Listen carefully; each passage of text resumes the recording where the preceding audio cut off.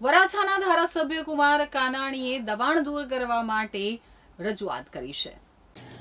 સુરતમાં વરાછાના ધારાસભ્ય કુમાર કાનાણીએ મનપા કમિશનર અને સુરત પોલીસ કમિશનરને પત્ર લખ્યો છે। પત્રમાં તેમણે વરાછા સૂર્યપુર ગરનાળાથી પ્રાણી સંગ્રહાલય સરથાણા જગાત નાકા સુધી બ્રિજ નીચે અને વલ્લભાચાર્ય રોડ ઉપરના ડિવાઈડરની વચ્ચે ગેરકાયદેસર રીતે રહેતા લોકોને અને દબાણ દૂર કરવા બાબતે રજૂઆત કરી છે। તો ધારાસભ્ય કુમાર કાનાણીએ પત્રમાં જણાવ્યું હતું કે સૂર્યપુર ગરનાળાથી પ્રાણી સંગ્રહાલય સરથાણા જગાતનાકા સુધી આવેલ ઓવરબ્રિજ નીચે તેમજ વલ્લભાચાર્ય રોડ ઉપરના ડિવાઈડરની વચ્ચે ખૂબ જ ભયંકર મોટા પ્રમાણમાં લોકો રહે છે અને જેસીબી ટ્રક ટેમ્પા જેવા મોટા વાહનોનું પાર્કિંગ થાય છે, જેને કારણે તેની આડમાં ગેરકાયદેસર ધંધા જેવા કે અફીણ ગાંજો ડ્રગ્સનું ખૂબ જ મોટા પ્રમાણમાં વેચાણ અને સેવન પણ થાય છે। વારંવાર ગંદકી પણ થાય છે। તો આ ખૂબ જ ગંભીર બાબત છે। આ બાબતે અનેકવાર રજૂઆતો થયેલી છે। લોકો દ્વારા અને સામાજિક સંસ્થાઓ દ્વારા પણ આ વાત ધ્યાન ઉપર મૂકવામાં આવી છે। તેમ છતાં આ બાબતે કોઈ ગંભીરતાપૂર્વક કામ કરી પ્રશ્નો કાયમી ધોરણે હલ કરવામાં આવતો નથી, જે ખૂબ જ ગંભીર બાબત છે। પત્રમાં તેમણે આ કામ પોલીસ વિભાગ અને સુરત મહાનગરપાલિકા દ્વારા સંયુક્ત રીતે સંકલન કરી કાયમી ધોરણે કેટલા દિવસમાં ઉકેલ લાવવા માંગો છો તેનો લેખિતમાં જવાબ આપવા માંગણી કરી છે। તો ધારાસભ્ય કુમાર કાનાણીએ જણાવ્યું હતું કે વરાછા રોડ એ સુરત શહેરના મુખ્ય પ્રવેશ દ્વાર છે। વરાછા રોડ ઉપર શ્રીનાથજી ફ્લાયઓવર બ્રિજ એ સુરત શહેરનો સૌથી મોટો બ્રિજ છે અને નાના વરાછાથી સરથાણા જકાતનાકા સુધી બીજો બ્રિજ છે। આ બંને બ્રિજ નીચે વર્ષોથી ગેરકાયદેસર લોકો વસવાટ કરે છે, ખૂબ જ મોટા પ્રમાણમાં વસવાટ કરે છે અને બ્રિજની નીચે સંખ્યાબંધ અનેક વાહનોનું દબાણ પણ છે। વરાછા રોડ એ સુરત શહેરનો મુખ્ય પ્રવેશ દ્વાર છે અને વરાછા રોડ ઉપર શ્રીનાથજી ફ્લાયઓવર બ્રિજ સૌથી સુરત શહેરનો મોટો બ્રિજ છે અને નાના વરાછાથી સરથાણા જકાતનાકા સુધીનો બીજો બ્રિજ છે। આ બંને બ્રિજ નીચે વર્ષોથી ગેરકાયદેસર લોકો વસવાટ કરે છે, ખૂબ મોટા પ્રમાણમાં વસવાટ કરે છે।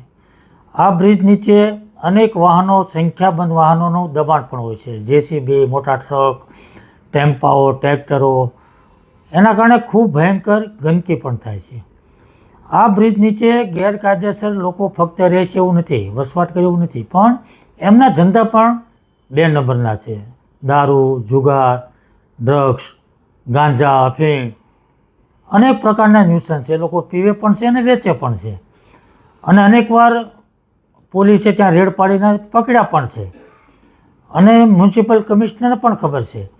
એટલે આ ત્યાં લાખો લોકો રોજ રોડ પર નીકળે છે, પોલીસ પણ નીકળે છે, કોર્પોરેશનના અધિકારીઓ પણ નીકળે છે। આ બધાને આ પ્રશ્નની ખબર છે અને વર્ષોથી લેખિત મૌખિક રજૂઆતો થઈ રહી છે, પરંતુ આ પ્રશ્નનો હલ કાયમી રીતે થતો નથી અને એટલા માટે મેં પત્ર લખ્યો છે કે ફ્લાયઓવર બ્રિજ નીચે અને વલ્લભાચાર્ય રોડ જ્યાં ચાલવા માટેનો ટ્રેક બનાવ્યો છે ત્યાં પણ આ પરિસ્થિતિ છે, ત્યાં પણ લોકો રહે છે, ત્યાં પણ ગેરકાયદેસર ધંધાઓ ચાલે। તો આ બંને રોડ ઉપર આ ન્યુસન્સ દૂર થવું જોઈએ, એની સામે કડક કાર્યવાહી થવી જોઈએ અને કાયમી હલ થવો જોઈએ અને એટલા માટે મેં મ્યુનિસિપલ કમિશનર અને પોલીસ કમિશનરને બંનેને પત્ર લખ્યો છે કે બંને સંકલન કરી સંયુક્ત રીતે આ કાર્યવાહી કરી અને કાયમી ધોરણે આ પ્રશ્ન હલ કરવા માગો છે કે કેમ અને કેટલા દિવસમાં હલ કરવા માગો છો એનો લેખિત જવાબ મેં માગ્યો છે, એટલા માટે મેં તો વધુમાં તેમણે જણાવ્યું હતું કે અનેકવાર પોલીસે ત્યાં રેડ પાડીને પકડ્યા છે, પરંતુ મનપા કમિશનરને પણ ખબર છે ત્યાં લાખો લોકો રોડ ઉપર નીકળે છે, પોલીસ પણ નીકળે છે, કોર્પોરેશનના અધિકારીઓ પણ નીકળે છે। આ બધાને આ પ્રશ્નની ખબર છે અને વર્ષોથી લેખિત મૌખિક રજૂઆતો પણ થઈ રહી છે, પરંતુ આ પ્રશ્નનો હલ કાયમી રીતે થતો નથી અને એટલા માટે મેં પત્ર લખ્યો છે કે ફ્લાયઓવર બ્રિજની નીચે અને વલ્લભાચાર્ય રોડ જ્યાં ચાલવા માટેનો ટ્રેક બનાવ્યો છે ત્યાં પણ લોકો રહે છે, ત્યાં પણ ગેરકાયદેસર ધંધાઓ ચાલે છે। તો આ બંને રોડ ઉપર આ ન્યુસન્સ દૂર થવું જોઈએ, એની સામે કડક કાર્યવાહી થવી જોઈએ, કાયમી હલ થવો જોઈએ અને એટલા માટે મેં મનપા કમિશનર, પોલીસ કમિશનરને પત્ર લખ્યો છે અને બંને સંકલન કરી અને સંયુક્ત રીતે આ કાર્યવાહી કરી કાયમી ધોરણે આ પ્રશ્ન હલ કરવા માંગો છો કે કેમ અને કેટલા દિવસમાં હલ કરવા માંગો છો તેનો લેખિત જવાબ મેં માંગ્યો છે।